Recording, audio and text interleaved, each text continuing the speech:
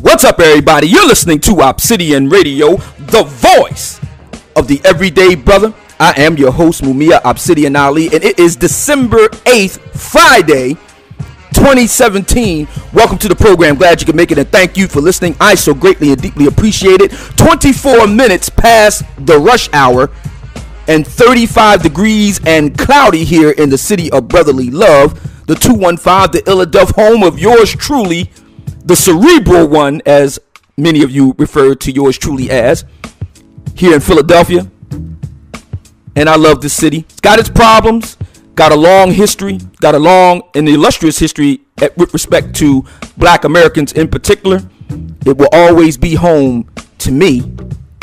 Ladies and gentlemen, before we get into today's exciting podcast segment, I just want to get a couple of quick production notes. As you know, this time of the year, the fall and end of the calendar year here at Obsidian Radio Central, we launch our fund and membership drive, and the goal of which, of course, is to expand the channel to be able to do more things for you, the listening audience. I take this very seriously. It's the love of my life. It's after my first career as a blue collar skilled tradesman and union card carrying brother. After that ended 8 years ago, I just dove in with both feet into men's issues, black men in particular, but we always want to give a nod to our brothers from other mothers. They are brothers in arms, and I've spent that 8 years developing myself into a citizen journalist that focuses on the issues that matter to men in our time, black men in particular. Started out with writing. I've been published in just about every major manosphere venue that you could think of. Return of Kings, A Voice for Men, The Spearhead, Good Men Project, you name it. And now my writings, I also earlier this year, I briefly had a stint over at the NegroManosphere.com. Want to thank O'Shea Duke Jackson for extending me that opportunity. I appreciate it. And now you can catch me in syndication over at SlayingEvil.com, where Babatunde Umana is holding forth as editor-in-chief, and DominicMagazine.com, where Dominic Huff holds forth as the editor-in-chief. And as a matter of fact, I'm prepping a piece now. I've got about 4 or 5 pieces that I'm thinking about writing in the next few days. So you'll be seeing more of those pieces if you head on over to those websites. You can see my writings over there now in syndication.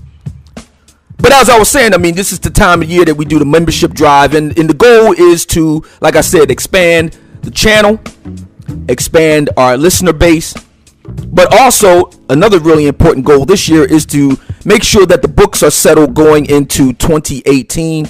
There is a small outstanding debt that I have that I want to clear up before 2017 is done.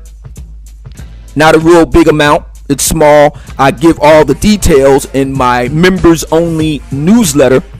That is my way of communicating directly to the friends and supporters of Obsidian Radio. And if you would like to be in on the action, then all you have to do is just become a premium member. How do you do that? You either choose to become a Patreon subscriber or a private PayPal donor. All the details on how you can do that will be toward the end of today's segment. So that's number one. Number two, a number of you have been asking me, Obsidian, what happened to all the content on your channels, man? There was some really great stuff, and now I go to one of your channels, and I don't see as much of the content anymore. Well, what happened is last month I did an interview with Hardcore Tito. And over the course of that interview, the name of one Miss Egypt Ann came up, and that really sent her into a butthurt tizzy, and she decided to try to shut down Hardcore Tito's channel as well as my channels.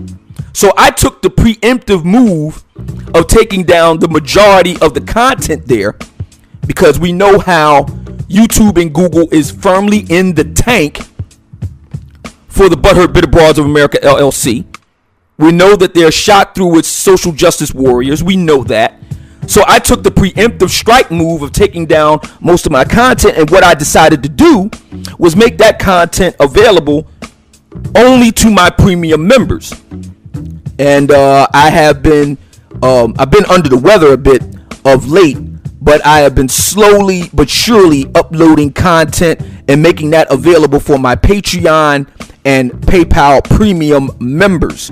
So if you want that hot plasma that I've been dropping over the past few years, you can no longer find it on YouTube, but you still want it. Well, here again is your incentive to sign up to become a premium member, friend, and supporter of Obsidian Radio, the voice of the everyday brother. As a matter of fact, all this weekend, I have plans to upload previous content and make that available only to the premium members. So that's what's going on. I've decided to switch focus a bit in the era of quant here at Obsidian Radio, focusing not on the rhetoric, not on the ranker, but instead the numbers. And let's see how the butthurt bitter broads of America like Egypt and like that. We will focus on the numbers. No ranker, no rhetoric, no name calling. We're just focusing on the numbers. Numbers that are publicly accessible to anyone with a smartphone. You don't even need a laptop computer or a tablet. All you need is just a smartphone. Everybody has one now. Google is your friend. You can Google up the numbers and see it for yourself. So that's what we're going to be focusing here on in our new content here on YouTube. But like I said, the previous content that I've released, I will now make available only to premium members and friends and supporters of Obsidian Radio. And I have some other plans that I would like to get into that I won't be discussing here, which brings us to the third production note before we get into the meat of the day's podcast show. And that is the official and exclusive Obsidian Radio newsletter. Many of you listeners will recall that I got started with the newsletter as a direct result and response to Sophia A. Nelson, aka Ms. Stein, earlier this year. And I'm so glad that that opportunity presented itself, because up until then I hadn't even thought about putting together a newsletter or anything like that. Now it's a godsend. I can communicate directly with the friends and supporters of Obsidian Radio away from the prying eyes of the YouTube Politburo and Fascist Book, which I don't use. I haven't used Fascist Book now in some 2.5 years. And what I do is I can do a newsletter anytime I want and discuss whatever it is that I want to discuss with my newsletter guys. And I do just that. As a matter of fact, this week I sent out several newsletters. I believe it was this week. Yeah, this week I sent out several, and I have plans to do at least one more newsletter before the week is out. I'll either do it today or tomorrow, God willing, and the creek don't rise. So if you want to know all of the plans that the old man's got cooking yet back in the kitchen, if you want to know the ins and outs of Obsidian Radio, what my plans are for the foreseeable future and all the rest, well, what you got to do is you got to become a premium member. See, we keep coming back to that. And it's very important, man, because the things that we talk about here on this podcast show, Thinking Black Man's Radio, some assembly is required. You're not going to hear anywhere else. It was reported recently. It was reported recently that the one and only Miss Oprah Winfrey has sold her Oprah Winfrey Network channel to Discovery Channel.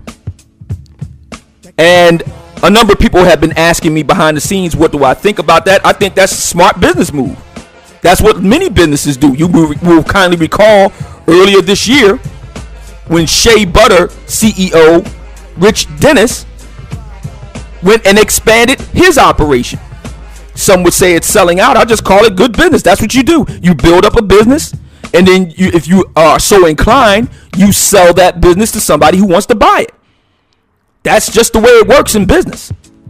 Now, am I going to do something like that here at Obsidian Radio? I have absolutely no desire or plans to do so, but I'm not going to knock those who do. I think that's what she wants to do. If that's what Rich Dennis wants to do, that's just good American business. But the point is, going back to Oprah Winfrey, is that for more than a generation now. I mean, if you really sit down and think about it, there are women in general, black women in particular, who've known nothing else but Oprah Winfrey in terms of media presentation and whatnot. And she's always been a staunch advocate for women in general, black women in particular. And I don't have any problem with that. You know, there's this idea that Mumia Obsidian Ali is this raging, foaming at the mouth mode for a misogynist. Wink, nod. And it's just not true. I don't hate women in general or black women in particular. As a matter of fact, longtime listeners of the show will know that I constantly use the following disclaimer. Not all black women are like that, but enough black women are like that. If it don't apply, let it fly, ladies. And I have zero problem with Oprah Winfrey being a staunch advocate for women in general and black women in particular. Got no problem with it. I have no problem right here on Black YouTube with Deborah Darth Hideous Cooper being a staunch advocate for black women. I have no problem with Crystalline Chock full of Nuts Karazin being a staunch advocate for black women. I've got no problem with Asia Simone, aka Simone 56, aka Sister Dolomite, being a staunch advocate for black women. I've got no problem with Brooklyn Blue, Crooklyn Bellevue, Blue Cheese from the Moon, my nigga, can you dig it, also known as Miss Kendall St. Charles, being a staunch advocate for black women. I have zero problem with it. As a matter of fact, and this is true for black men in general, we're not the ones trying to get these voices silenced. We're not the ones who put out all kinds of change.org petitions trying to get their channel shut down. We're not the ones trying to threaten their livelihoods. Our position is let 1,000 flowers bloom. Let them have their say in the public square. You want to know why? Number one, we're not censorious the way black women are. And number two, because we're confident in our argument that when we go to the public square and make our case, that we will win the day. So I have zero problem with Oprah Winfrey or anyone else who wants to be a staunch advocate for black women.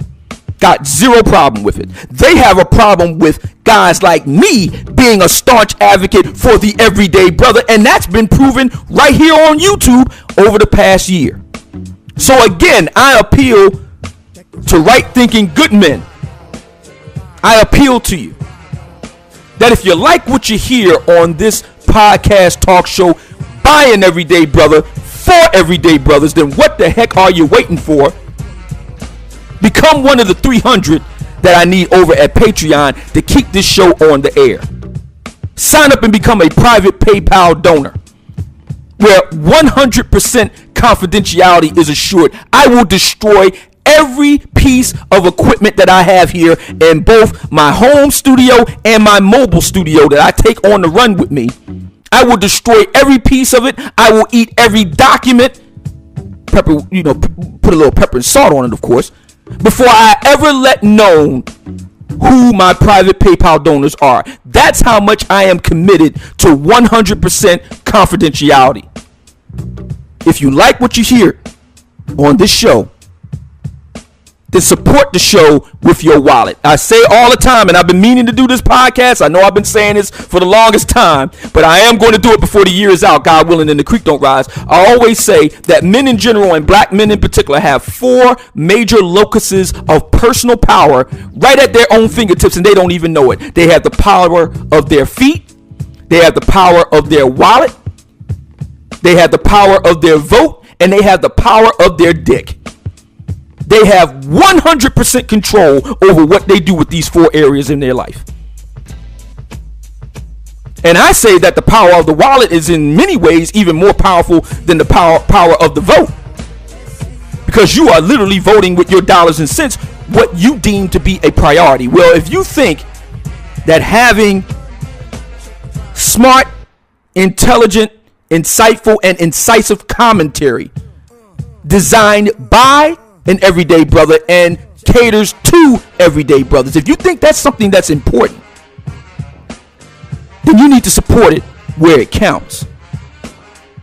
Right now on the board, we're just under 150 Patreons. A number of them have allowed their Patreon memberships to lapse.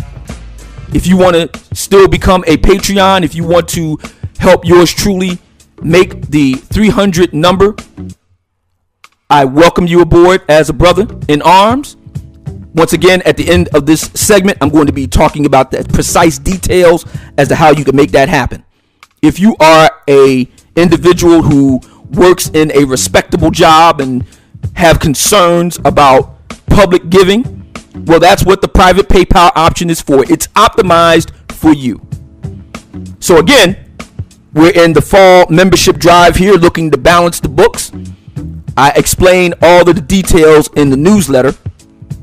And by the way, if you are signed on for the newsletter and you haven't received them, you need to reach out to me pronto at theobsidianfiles@hotmail or at gmail.com. Put in the subject line newsletter so I can go and correct that problem with the quickness. I want to make sure all premium members get their newsletters in a timely fashion. And those who have reached out to me on this, they know that I'm Johnny on the spot with that.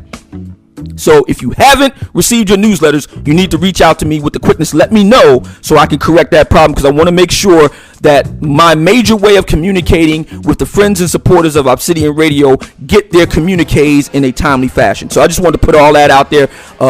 Now we get to the meat of today's program. We get to the meat of today's show. And that's this. This week, ladies and gentlemen, I've been focused on the recent comments that legendary actor and director, Oscar-winning actor, he's won 2 Oscars in his career, as I understand, one for Best Actor and one for Supporting Actor, Training Day and Glory, respectively, those films. And directed this time last year, did a hell of a job directing the stage play that made a film adaptation of the stage play Fences by the legendary black playwright August Wilson. Who am I talking about? One Mr. Denzel Washington. Long considered a heartthrob among black American women. In the year 1996, 21 years ago, he was featured on People magazine's cover as the sexiest man alive. So his bona fides in this regard are beyond a shadow of a doubt. Well, late last month he made remarks while promoting his latest film, Roman J. Israel Esquire, with regard to what some refer to as mass incarceration or the prison industrial complex. And he made some very blunt and candid and frank remarks in response. We've been discussing issues related to those remarks this week here at Obsidian Radio. And today, ladies and gentlemen, I would like to continue that discussion in the following manner. And that's this. My proposition is that good black men must be vociferous about ain't shit black men. Let me repeat that for the nosebleed seats in the back. Good black men must be vociferous about ain't shit black men. Why is this important? Why is this so vital in this ongoing situation? Well, let me lay it out. Many of you will recall a classic podcast that is no longer available on YouTube. It's now available only to my premium members. I did call Black Female Fuckery Talking Points Memo. And I outlined the whole methodology that so many black women use when we have these conversations. See, if you don't understand female psychology in general, and if you don't understand how women in general communicate, not just with other men, they communicate this way with other women. So this isn't a gender specific thing. Women utilize psyops, what I refer to as psychological operations, or as they say in the military, psyops. They utilize that with each other. It ain't just with men. But see, the difference with women is that women understand it. Most men do not. It's been studied and observed, for example, that children just being born and taken out of the womb, laying in the incubator beds in the hospital, it's been observed only hours after that fact that the little girls, their mouths are moving. The little boys, for the most part, there are notable exceptions, of course, but for the most part, they just remain silent. I don't know if I said this before. I might have said it before, but I'll repeat it briefly here. My mother told me that I didn't speak until I was nearly 3 years old. She was very concerned about that. She went to the doctor. I had to go to. I went to speech therapists and all the rest because she was deeply concerned, and hearing specialists and all the rest of it, because my siblings, all sisters. I have an older brother who's now deceased, but I'm talking about my younger sisters, or my younger siblings rather. All sisters, they was just like the little girls in the incubator beds in the hospital that I just told you about. Their mouths were moving and they were making sounds only minutes and hours after being born. Whereas I didn't say anything. I was just mute for nearly 3 years. And she said that I had my own improvised kind of sign language that I would use, and I would do that, but I would never make any sounds. And she was very concerned that I was either deaf or mute or both. So she would take me to these specialists and have me examined and all the rest of it. And she took me to one hearing specialist in particular, an old Jewish guy. And he cracked me up what he said to her, because he did, he ran through the battery of tests, because she insisted that, every test known to man be done on me and all the rest of it. So he complied. He complied with her wishes. And then he got his tally of results. And he sat down with my mom and said, Miss Obsidian, I'm very happy to report that there's nothing wrong with your son. His hearing is fine. Nothing's wrong with his vocal cords or anything like that. So my mom said, well, why isn't he speaking then? And the old Jewish guy, doctor, he cracked me up. He said, maybe because he just doesn't have anything to say yet. And he was right. I was spending that time from birth to 3 years old intensely observing everything around me, watching everything, taking note of everything. And then shortly after my 3rd birthday, and I am born under the sign of the Archer, Sagittarians of the world unite, I let her rip. And my mom said I haven't shut up ever since. So I'm born to do this talk radio podcasting thing. I love it. And it's very important to understand how and why women in general, black women in particular, do what they do when I say psyops, and how that is a vital component of the Black Female Fuckery Talking Points memo. Stay with me. I'll make it plain. Just work with me here on this. So for the past, and I mentioned Oprah earlier. So Oprah was involved in the film adaptation of the novel The Color Purple, directed by Steven Spielberg. Critically acclaimed film, won Oscars and all the rest of it, won many laurels for its author, Alice Walker, black feminist. So we're looking at the early 1980s. It is now the year 2017, some 35 years later. If you take The Color Purple as a benchmark in terms of driving the public discussion on the relations between black men and black women, if you take that as a starting point, you'll understand that black women have been driving the conversation for more than 3 decades.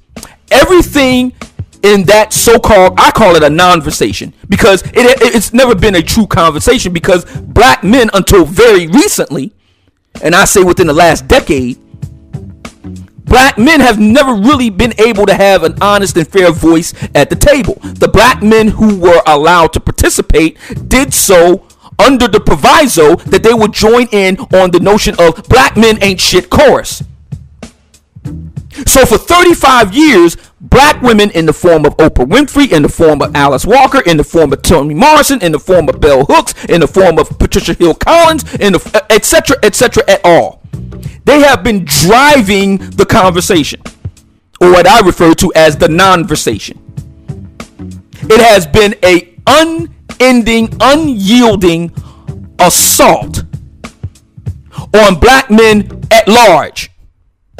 Black men on a whole, not a segment of black men, but just black men in general. See, the argument from black women, and this is the reason why I call it Black Female Fuckery Talking Points Memo.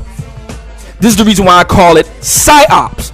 See, the argument is that if all black men ain't shit, then the good brothers need to be checking the bad brothers. Remember what Feminista Jones did with her fucked up and failed campaign to address the chimera of street harassment.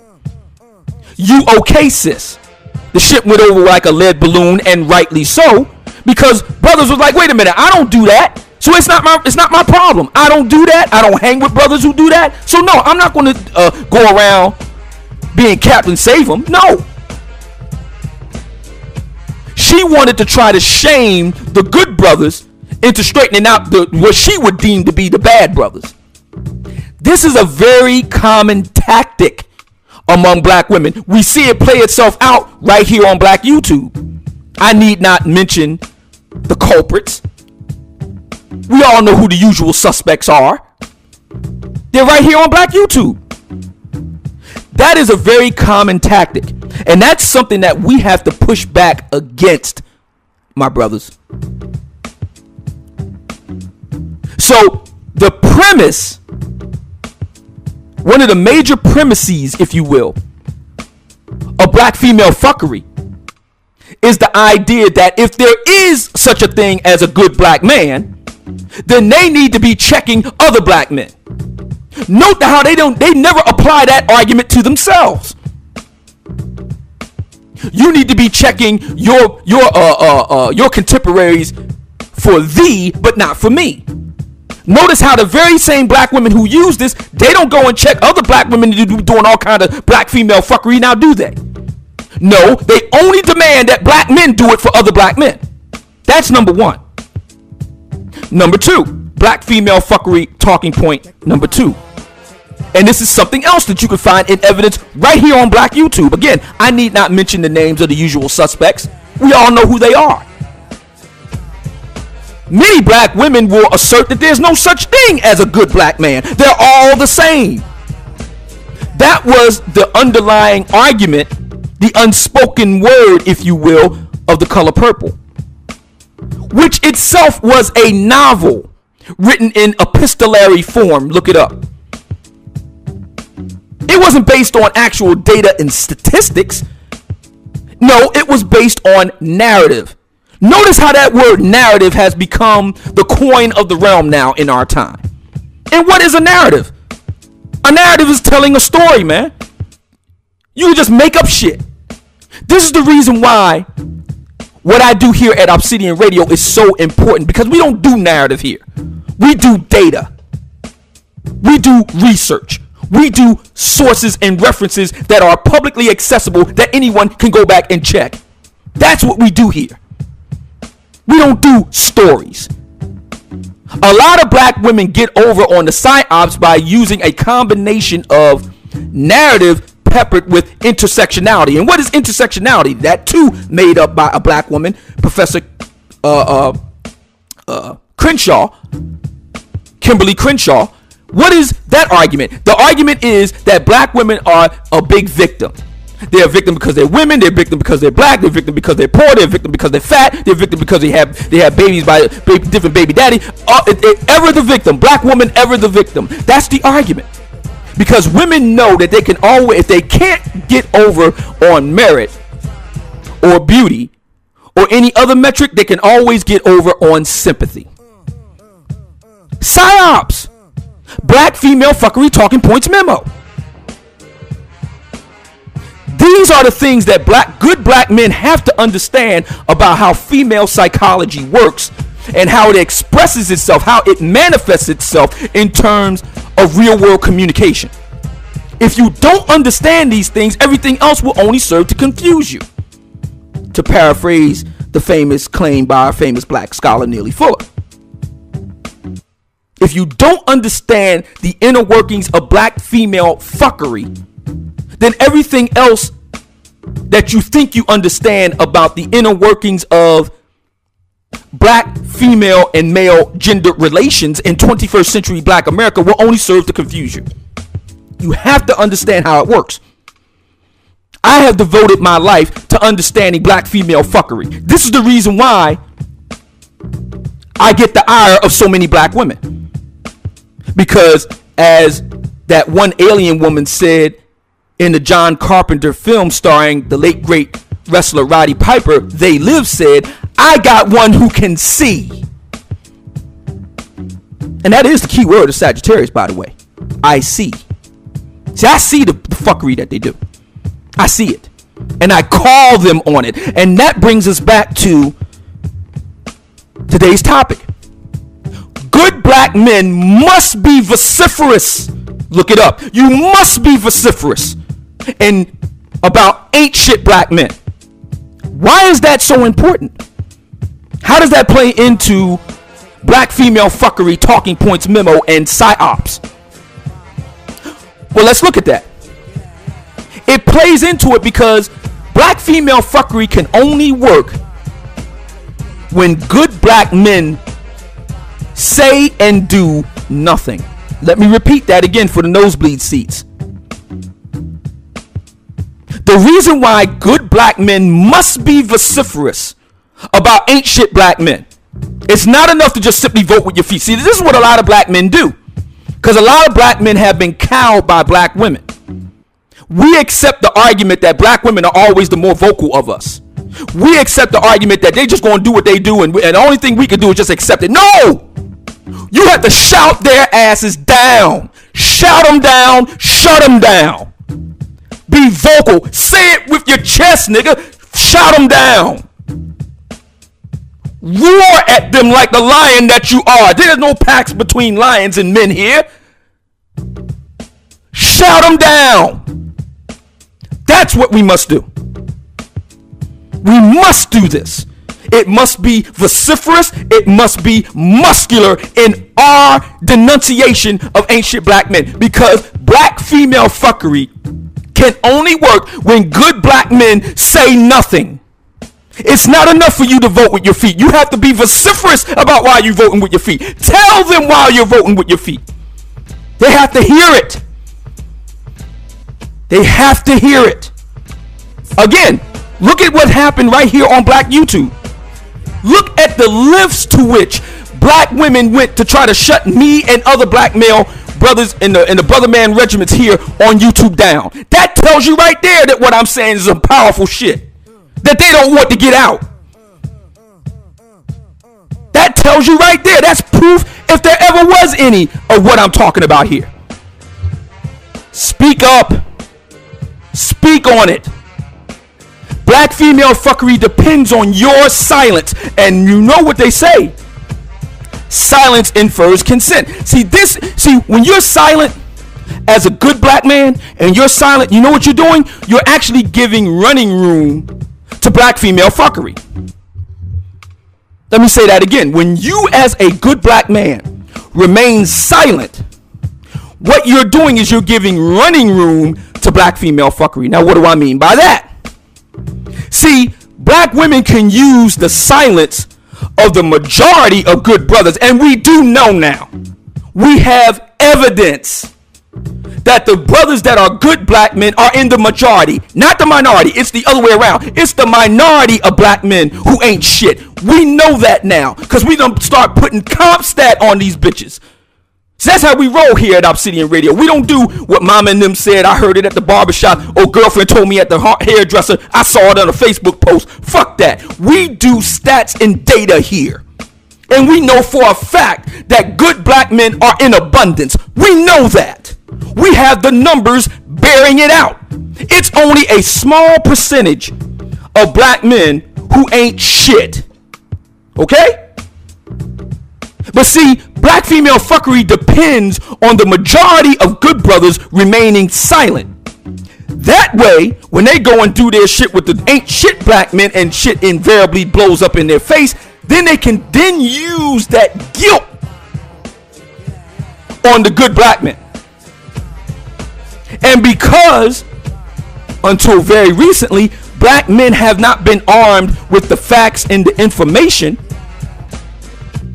we didn't have a credible response until right now.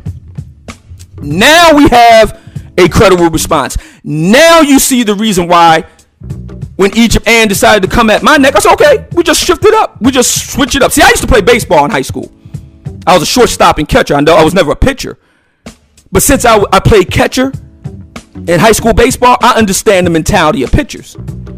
Pitchers understand that if you're throwing a consistent fastball, the other team is going to catch on to that shit. They're going to figure that out. And when they send their batters up, you get the first few batters out, no doubt.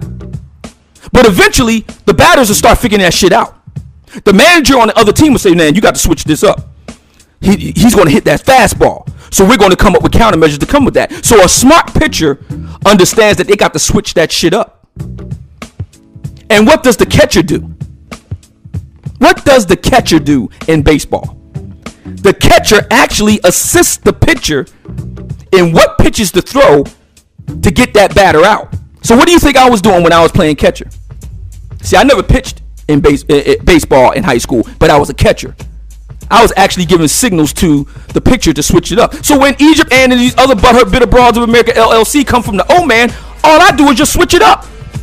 Okay, let me switch up to a screwball. Let me switch up to a slow ball. Let me switch up to a curveball. I just switch it up. And every time I switch it up, it winds up being an even bigger win for the O man. Again, review the events of the past year and see for yourself. It speaks for itself. You don't have to take my word for it. It's right there in black and white. So it's very important that good black men, the brothers that ain't in and out of jail, the brothers that ain't got umpteen baby mamas, the brothers that are gainfully employed and or diligently working and building up their own business like yours truly here is doing right now with my podcast, daily podcast talk show. The brothers who ain't, acting the fool and acting crazy out there, etc. at all. It's very important for us to be vociferous about the brothers that are the antithesis of us. Why? Because when we remain silent, we're inferring consent and co-signing the fuckery of so many black women.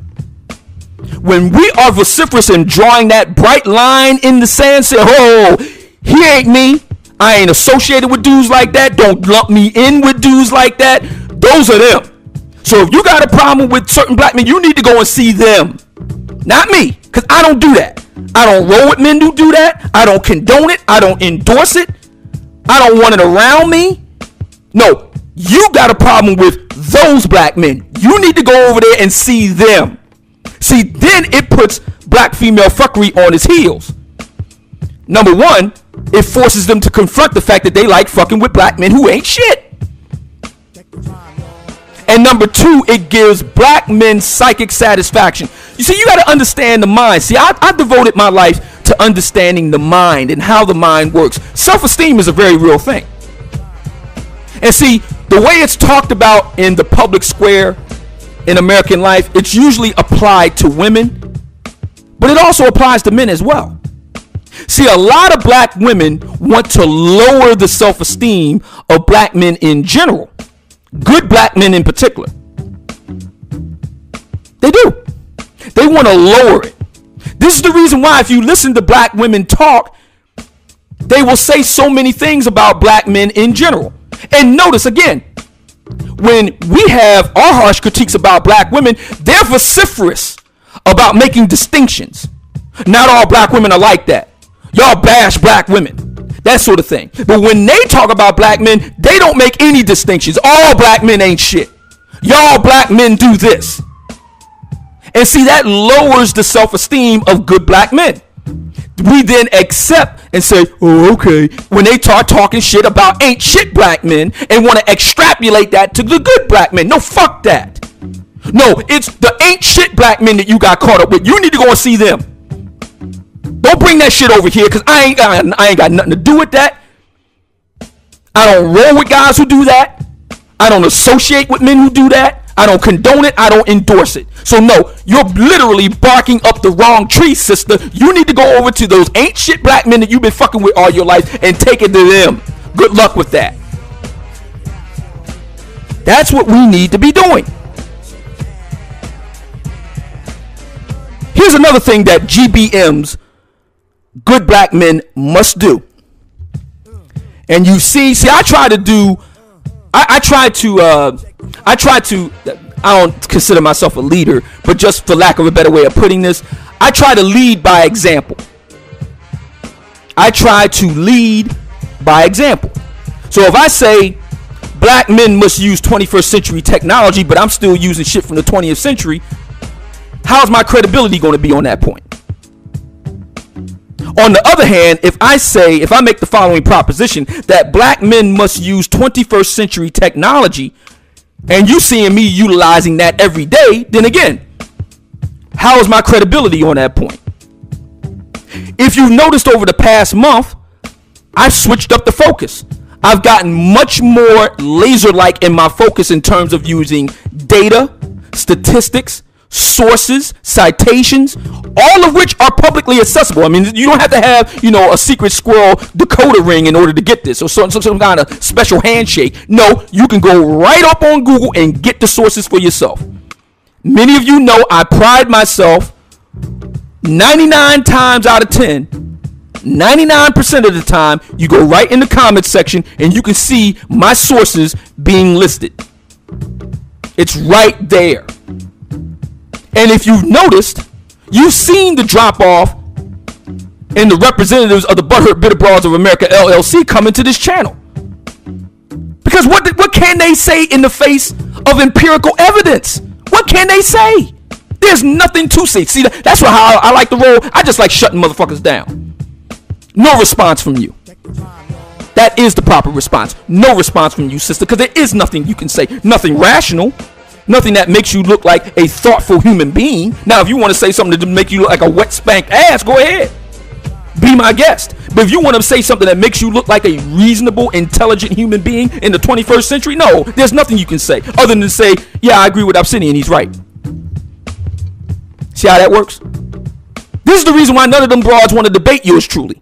We all saw what happened with Crystal and Chock full of nuts Karens, and she tried to say, well, if you pay me so amount of money, I'll come on your show. Bitch, please. Please. She knows that she'll get beat to within an inch of her life rhetorically in a debate with me. She knows that. All these other broads know it. Kendall St. Charles and all them. They all know it. They all know it. Nobody beats the biz. So I want to put out here this idea that good black men must use 21st century technology.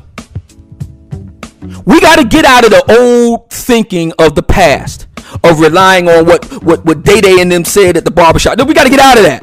We got to get out of that. We are educated brothers. We are skilled trades brothers. We have actual skills.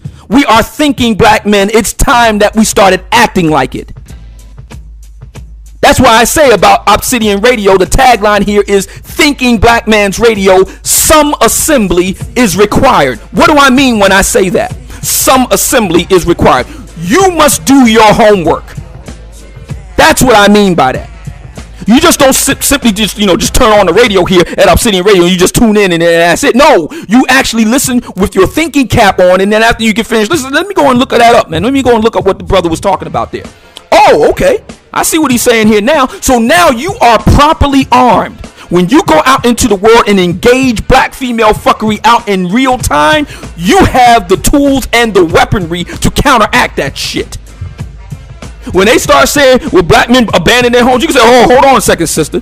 According to the Centers for Disease Control in Atlanta, Georgia, 43% of black men are childless and unmarried right from the rip.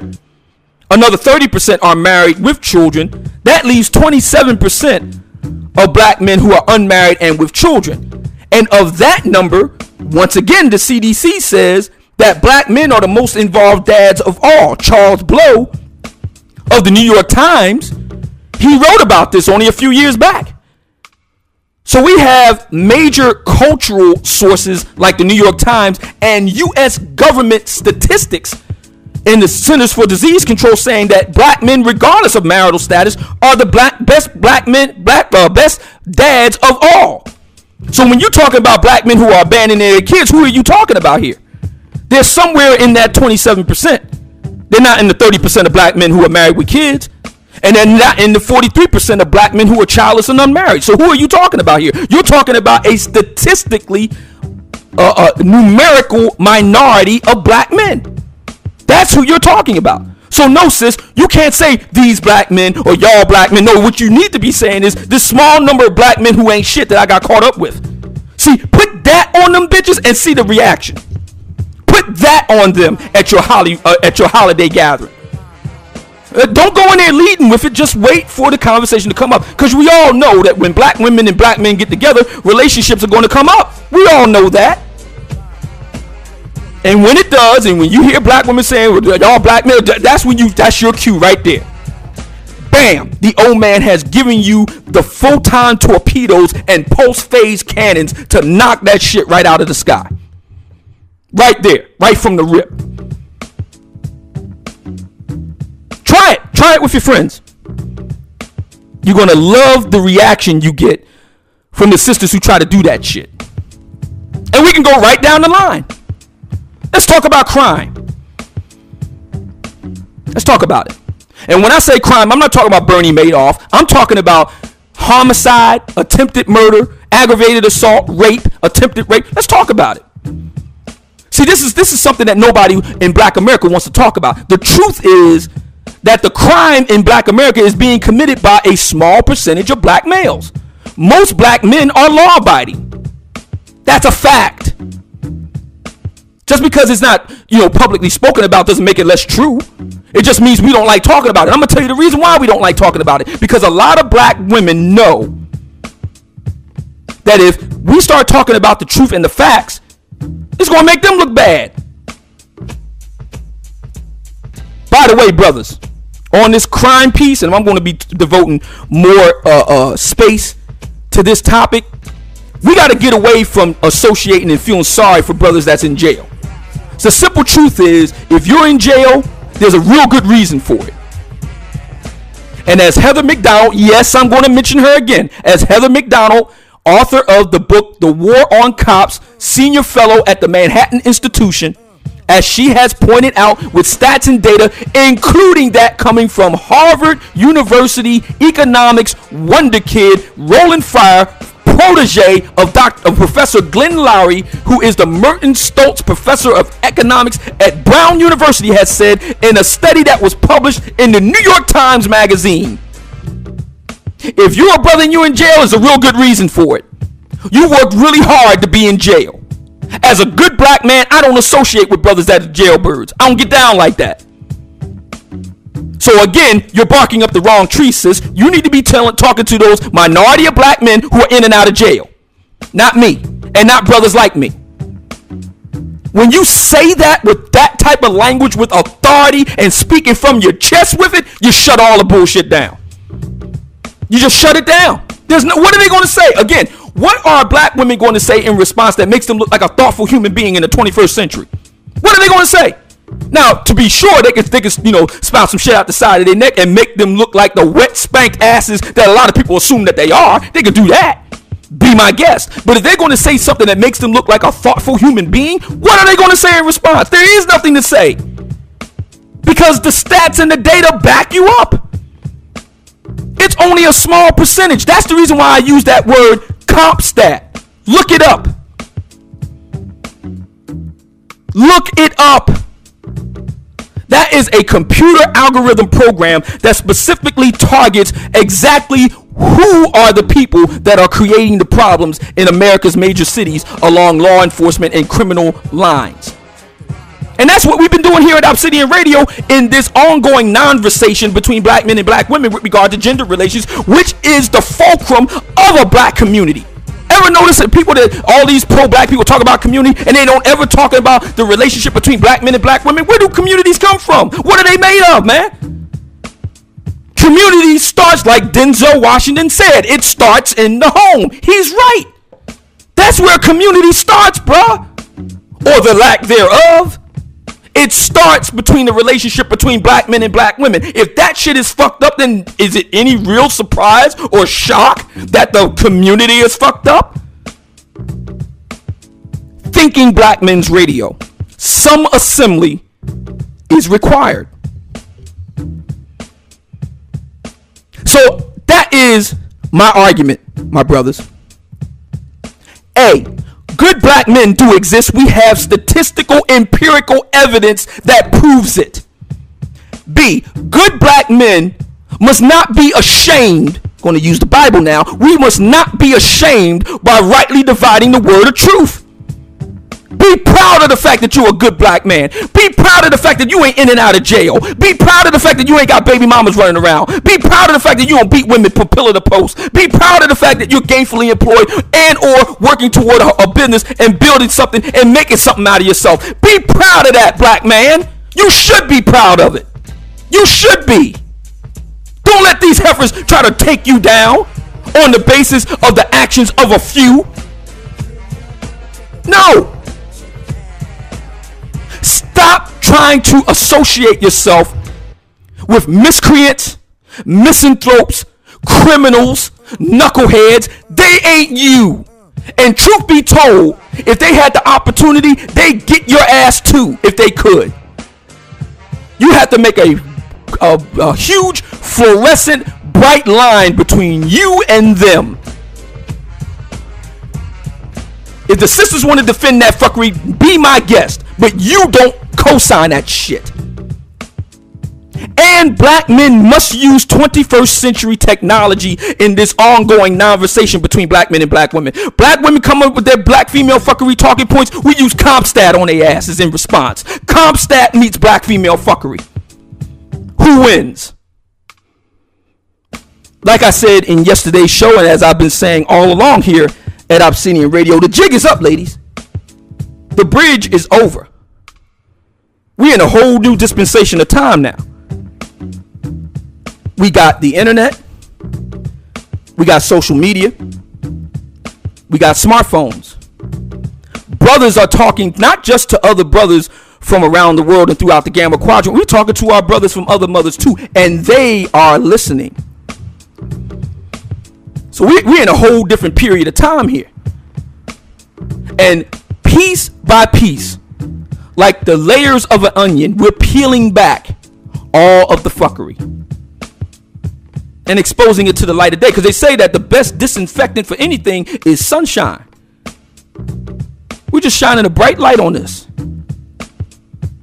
Now we're having a real conversation between black men and black women. Whether black women like it or not. As a matter of fact, we're going to have this conversation. I told Feminista Joan this years ago. I said, we can either talk now or we can do this with you kicking or screaming. But see, here's the thing that you got to get, Miss Jones. We are going to have that conversation. It's going to happen. The question is, will you do it willingly or are you going to come kicking and screaming? We all saw how that went.